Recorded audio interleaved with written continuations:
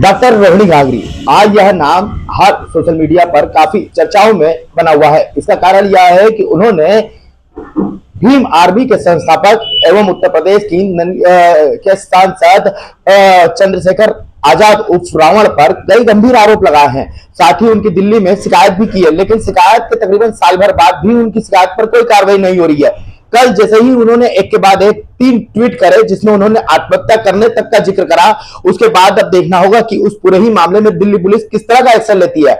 हम उन्हीं डॉक्टर रोहिणी घाघरी के घर पर मौजूद है, हमारे साथ उनके माता पिता मौजूद है। मैं सबसे पहले उनके पिता से बात करता हूं। भैया, पिछले काफी सालों से आपकी बेटी संघर्ष कर रही है, उनके खिलाफ प्रकरण दर्ज करवाने की मांग कर रही है।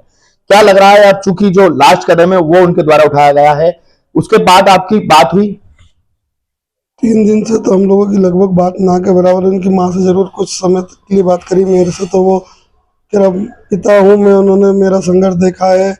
उसने भी संघर्ष किया था, उसको मालूम है कि पापा ने कितने संघर्ष और कितने समय से मेरे साथ में रह के संघर्ष किया है।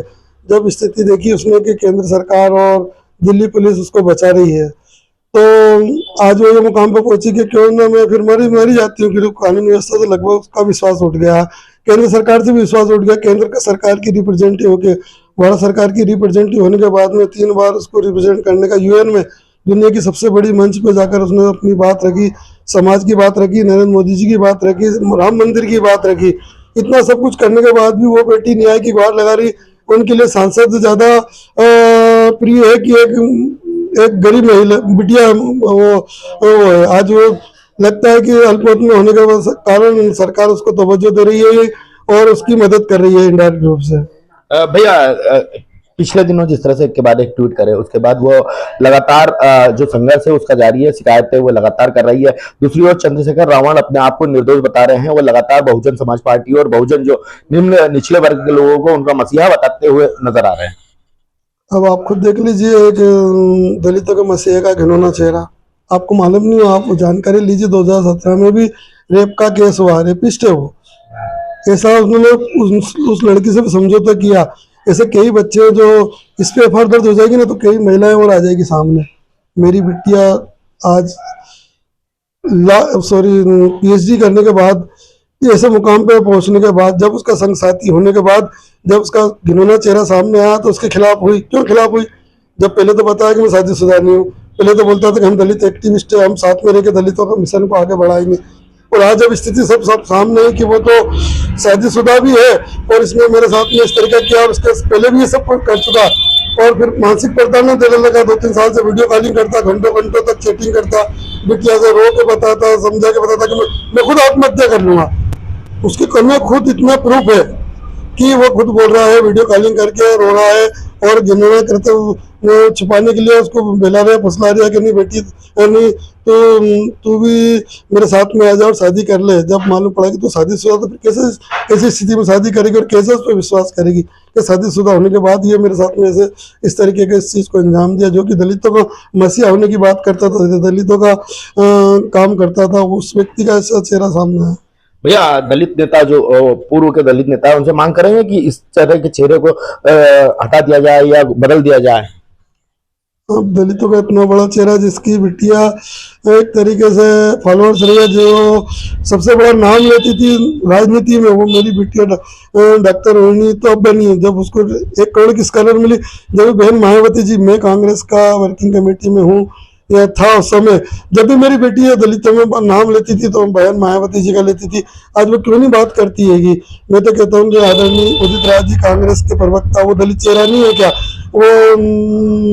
वो आदरणीय जो यूपी के आरपीआई के, सॉरी महाराष्ट्र के आरपीआई के नेता है, वो दलित नेता नहीं है क्या? उनको एक दलित बेटी की गुहार या दलित बेटी के लिए न्याय की गुहार करने के लिए मांग कर रही है, तो वो उनकी मांग को आगे क्यों नहीं बढ़ा सकती? वो क्यों नहीं फिर सामने आके दलितों की बात कर सकती है? दलितों के कांग्रेस के भी हुए, गौतम जी अभी राष्ट्रीय अध्यक्ष हुए, दलित नेता हुए, तो वो क्यों नहीं इस चीज को उठाते कि दलित बेटी आज को मर जाएगी, उसके बाद में संतान देने आ जाएंगे ये लोग? क्या क्यों ये बात नहीं उठाते कि दलित वाल्मीकि समाज जो सबसे अंतिम पैदान पे बैठा, वो बेटी मांग की गुहार करेगी? झूठ है सच, ये तो कोर्ट फैसला करेगा।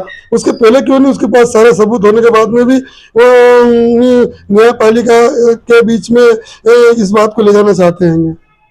अब क्या कदम उठाओगे आप लोग? कभी अभी भी सुनवाई नहीं हुई? अभी तो बेटी को हम समझा रहे हैं, बेटी कुछ मत कर, अगर मरनी है तो अपन एक साथ में जहर खा लेंगे। और उसके पहले भी एक, उसके बाद भी एक न्यायपालिका का रास्ता बसता है।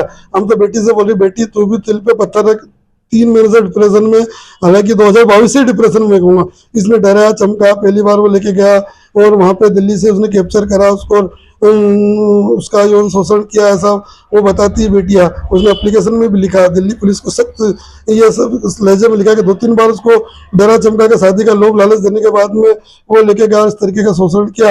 ये सब कुछ लिखने के बाद भी दिल्ली पुलिस क्या मालूम किस वजह से चुप है और क्यों कार्रवाई नहीं कर रही। तो हम न्यायपालिका से मांग करेंगे, कोर्ट का दरवाजा खटखटाएंगे हम। क्या भैया कहीं दबाव लग रहा है? क्योंकि दिल्ली पुलिस तो ऐसा बताते हैं केंद्र सरकार के दबाव में रहती है, क्योंकि पिछले दिनों कई घटनाक्रम से देखे भी। क्या नरेंद्र मोदी, अमित शाह ये लोग हस्तक्षेप करके इस पूरे मामले में क्यों नहीं हस्तक्षेप करके प्रकरण दर्ज करवा रहे? केंद्र सरकार खास करके बीजेपी सरकार बोलती है कि बेटी पढ़ाओ बेटी बचाओ। अब वो दबाव में नहीं है तो क्यों बेटी के लिए वो आगे क्यों नहीं आना चाहती, क्यों नहीं एफआईआर दर्ज करना चाहती है कि वो जब लगेगा देश की दलितों की बेटियों को, खासकर महिला 50% है देश में, उस महिला में एक उच्च शिक्षित जो यूएन में रिप्रेजेंट कर चुकी वो बेटी न्याय की गुहार कर रही है, तो उनके लिए इस कदम को आगे बढ़ के आपको उठाना चाहिए और तत्काल उसकी एफआईआर दर्ज कर गिरफ्तारी होना चाहिए।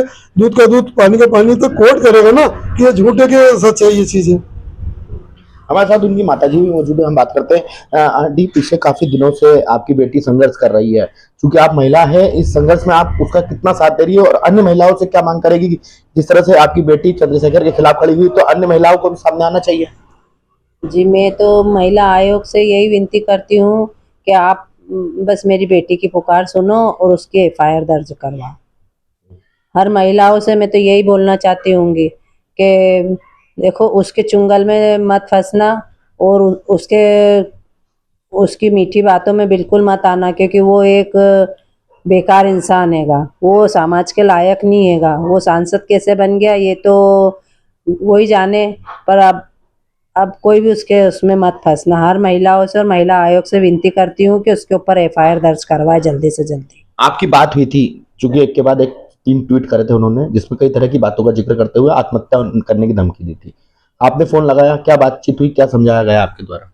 मैंने तो बोला, बेटा ऐसा मत कर, तू देख अच्छा नहीं, अब अपना तो कोई भी नहीं, मैं हम तो 2 ही पति पत्नी, अब हमारी भी एज हो रही हैगी, अब हमारे बच्चे भी छोटे, दूसरे बच्चे भी हैं। अब तू ऐसा कदम मत उठाना बेटा, बड़ी बेटी है घर की, मैं तो उसको समझा ही रही हूँगी। वो मेरे से ज़्यादा बात नहीं कर रही है, वो मेरा चेहरा देख के कहती मम्मी तो बहुत वो हो रही हैगी, इसलिए मेरा ब्लड प्रेशर जल्दी बढ़ता है, इसलिए मेरे से ज़्यादा बात नहीं करना मांग रही है। क्या वापस आने की बात कही है? हम तो बोल रहे हैं कि तू वहाँ मत रहे, यहाँ आ जा, तू अकेली मत संघर्ष कर, हम है तेरे साथ, माता पिता तेरे साथ है, परिवार तेरे साथ है, तू बेटा यहाँ आ जा, यहाँ आके अपन लड़ाई लड़ेंगे, जो भी होएगा वो यहाँ होएगा, तू वहाँ पे मत कर कुछ भी। भैया वापस कभी आती है तो किस तरह से लड़ाई जारी रखोगे आप? हमने सरकार को कैसे जगह है, 3 महीने से हम संघर्ष कर रहे हैं पुलिस के खिलाफ। अब लगता है कि धरना प्रदर्शन आंदोलन 1 सेकंड ही हो गया, अब तो हम लगेंगे भूख हड़ताल पे बैठ जाएंगे और ऐसा होगा तो हम, बेटी वहाँ सुसाइड का बोल रही, हम तो कह रहे पूरे परिवार सहित तो दिल्ली में सुसाइड कर लेंगे, वहीं संसद भवन के सामने सुसाइड कर लेंगे, हम तो ये प्रयास करेंगे। फिर इसके अलावा तो कोई चारा नहीं बचेगा, क्योंकि दिल्ली पुलिस करने रही बेइज्जती तो हमारी होगी। एक इस तरीके का, जिस तरीके का कहते हैं ना बाहुबली होके उसने, यानी कि वो उसके बहकावे में पूरी दिल्ली सरकार आ रही है, केंद्र सरकार आ रही है, महिला आयोग आ रहा है, तो तुम उन्हीं की बात सुनो। गरीब और बेसहारा बेटी, जिसका समाज सबसे निचले कदम पर बैठा है, उसकी बेटी न्याय की गुहार करे, उसको न्याय नहीं मिल रहा, तो हम यही कदम उठाएंगे कि हम भी सामूहिक रूप से वहाँ पे वो कर लेंगे, आत्महत्या कर लेंगे। फिर ये दोनों माता पिता है जिनका साफ तौर पर कहना है कि हमने बेटी को समझा दिया है, लेकिन यदि इस पूरे ही मामले में उन्हें न्याय नहीं मिला तो जल्द ही वह परिवार साथ आत्महत्या करने की बात भी कर रहे हैं। मैं एक बार जो रोहिणी घावरी है, डॉक्टर रोहिणी घावरी, उनकी उपलब्धियों के बारे में आपको जानकारी दूंगा। ये आप देख सकते हो रोहिणी घावरी किस तरह से एक क्वालिफाइड उच्च शिक्षित लड़की है और किस तरह से चंद्रशेखर ने उनको अपने जाल में फंसाया, उनका शोषण करा, उसके बाद विभिन्न जगहों उनकी जिस तरह से उन्होंने पूरे मामले में सामने आकर पूरे मामले में शिकायत की, लेकिन लेकिन शिकायत पर कोई कार्रवाई नहीं हो रही है। तो वहीं अब देखना होगा कि जिस तरह से रोहिणी गावरी देश की केंद्र की सरकार को कई उचित प्लेटफॉर्म पर रिप्रेजेंट कर चुकी है, तो केंद्र सरकार इस पूरे मामले में किस तरह का हस्तक्षेप करती है, ये परिवार के द्वारा गुहार लगाई गई है। और किस तरह से अब आने वाले दिनों में चंद्रशेखर आजाद उपरावण पर कार्रवाई होती है, यह देखने लायक रहेगा। इंदौर से TV9 भारतवर्ष के लिए संदीप मिश्रा।